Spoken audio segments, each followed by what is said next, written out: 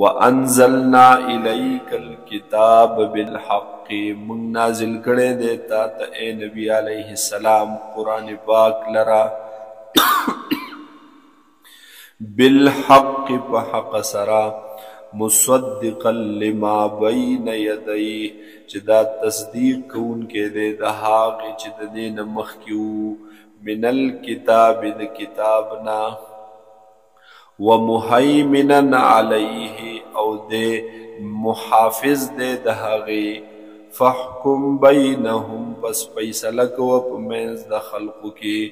بما انزل الله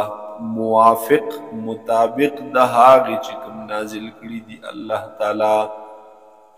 ولا تتبع اهواءهم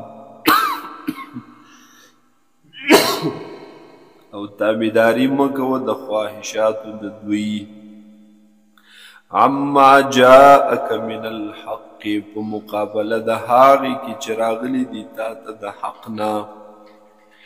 لكل جعلنا د هر امت د پاره مونږ ګرځولیو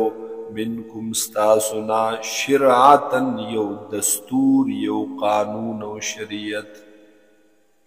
ومنهاجا او یو واضح لار